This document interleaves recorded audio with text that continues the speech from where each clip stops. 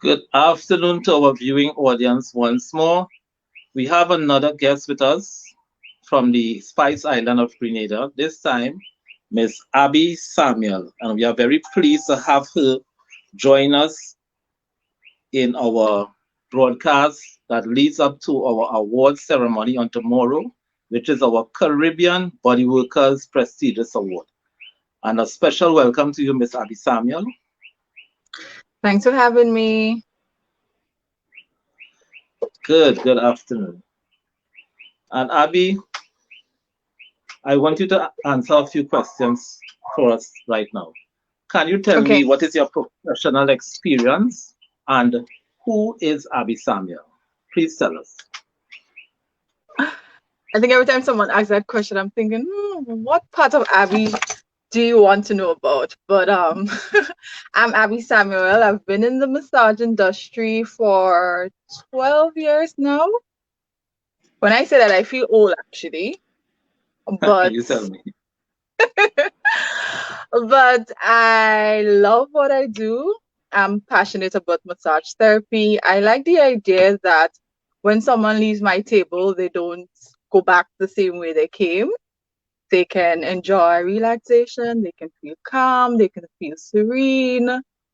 Um, I believe that we're all made for a particular purpose, a particular reason, and mine's is actually to help people feel better. Um, I know the Bible spoke about that, you need to occupy yourself with earth until God is basically ready for you. And I think that's my purpose to help people. There was this particular saying that I saw like a few years back, and it says, be the reason someone believes in the goodness of people. And that is something that I live by. I try my best every day to make sure that if I have to leave a mark on the earth, it would be because I did something good for someone. So I put that into massage therapy. Very profound, Abby. All right, tell Yeah. me something else. How did you become a massage therapist? And when did you know you wanted to be a massage therapist? How did I become a massage therapist? Uh, when I was going through, when you're on your path from college and school, you always have a career in mind. So my career was to be a pediatrician, and that was plan Okay. A. So plan A didn't work out. I had B, C, D, and massage therapy was nowhere there. There was teacher or optician or something like that. So when I left college with my associate degree in natural science, I went to the hospital a day, and there was this guy that came in.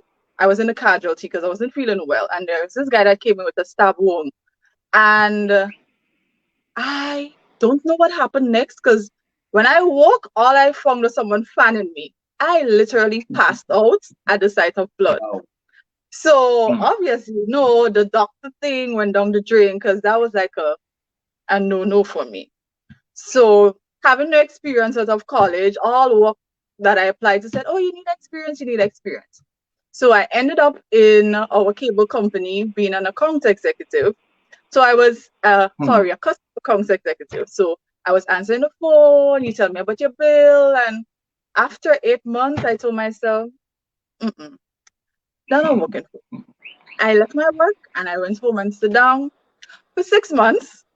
And I was home eating, sleeping, enjoying life until my parents decided that, Abby, you need to figure out your life because you're not going to do this forever. So there was an ad in the paper, and the source had an ad saying they were looking for massage therapists. And I was like, you know what? There's nothing to lose. There's a skill that probably no one can take away from me. I can just apply for it, see how it works out. And so I did. I just applied and I went to the schooling for the few months and stuff. And here I am, 12 years later, still enjoying massage therapy. If I have to say there were a time when I actually knew that this was it, it was 2009. I can clearly remember that. I had a guest. I tried to make the story short. So I had a guest. No problem. And so I worked in a hotel for about 4 years or so. So that was my second year of being a massage therapist. And I clearly remember that we had a list of treatment that each guest would get a treatment every single day. So the guest that I had, he was on his second day. So I had to do a massage for him. So he came in, did my usual consultation form. Is there anything I need to know? And went through all the runnings. He said no. And I came back into the room after he got changed and everything. And I was about to drape him to massage. And when I draped him, I realized that he had this skin condition. So it looked like moles and stuff. And he also had a bit of psoriasis and stuff. I know that it's not contagious, but I was so creeped out. So I'm like, is he serious? He didn't realize I asked, was there anything I needed to know? And he didn't think he needed to tell me that. So I'm like, okay, you know what? Abby, maybe you should just do the massage fast and get out of the room. So I'm like, God, okay, let's do this. So I told him to take 3 deep breaths, how you normally start your massage to get yourself relaxed and the client relaxed and stuff. And when I started to massage, I'm like, oh my gosh, I'm feeling the flicks through my fingers. I Wow. just wanted to get the massage over with. In my mind, I'm like, okay, I know he's not contagious. I mean, you did taught you this in massage school. Why are you so creeped out? So massage normally supposed to last 15 minutes. My massage lasts 35 minutes because I just wanted to get the client out of the room.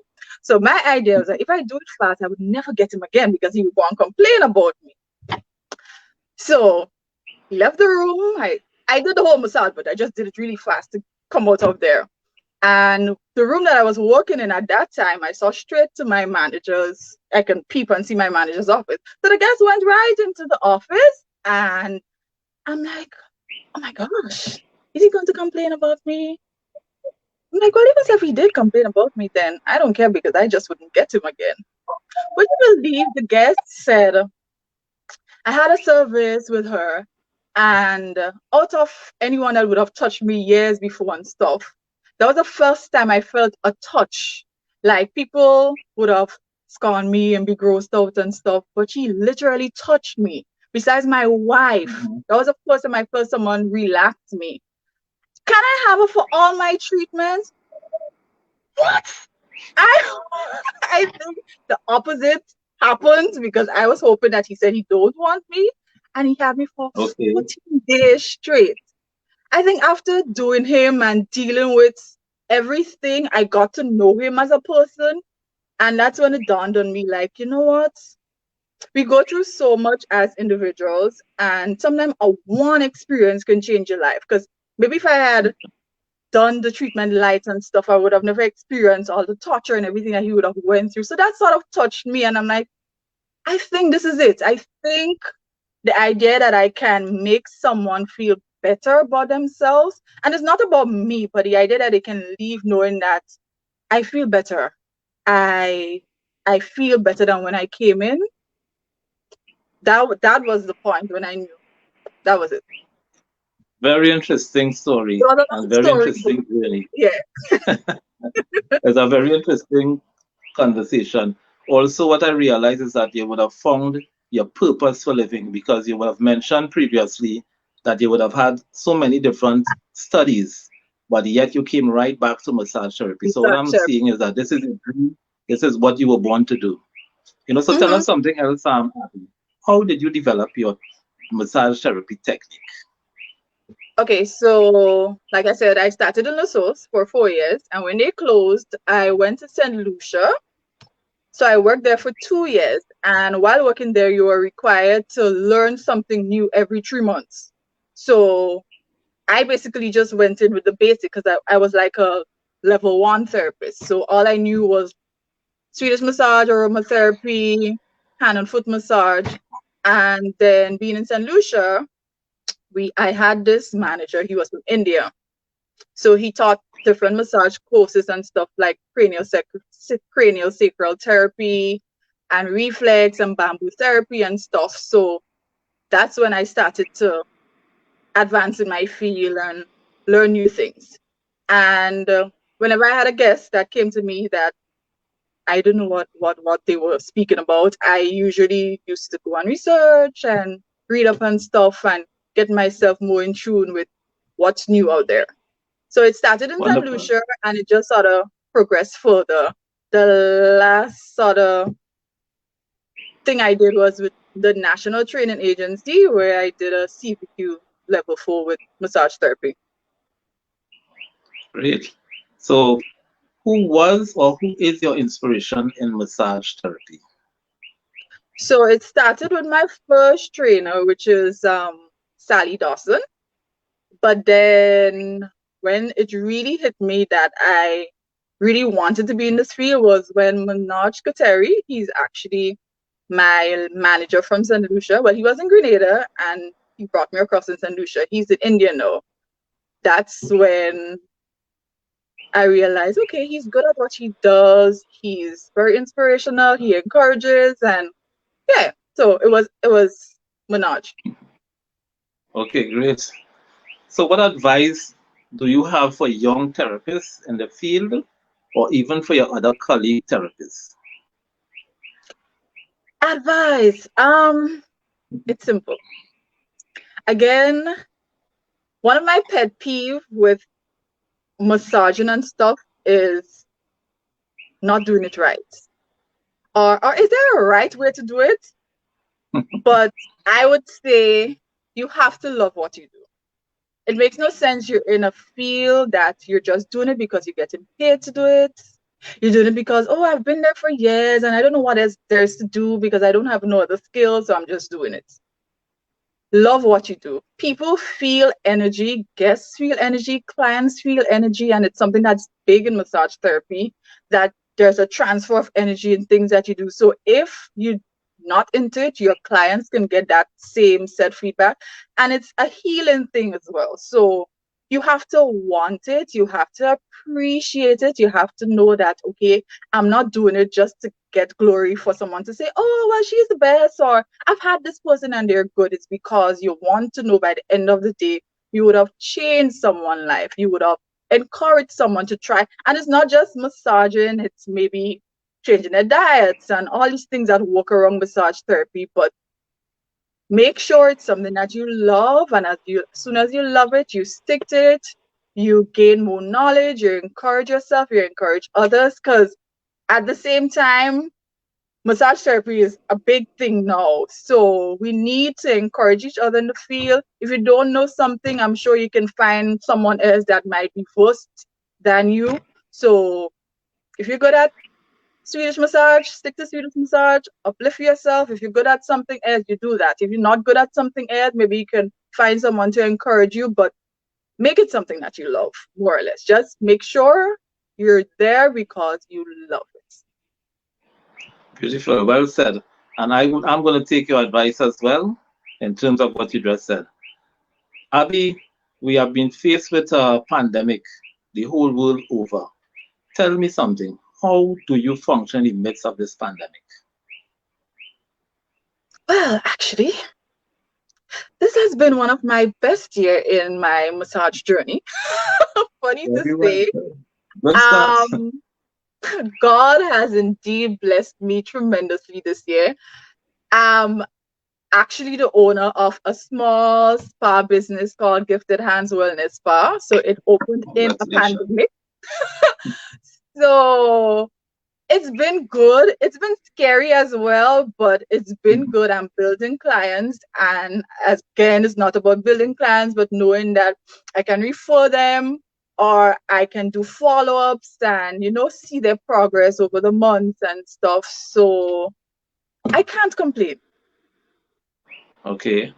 So how, in terms of precautions, what precautions do you normally take? So I've recently, maybe the last few months, completed a course in the barber side. So Mhm. done all the cleaning precautions and all these things, as well as masks and gloves and everything that I need to do to prevent transfer as well, because obviously it's a hands-on.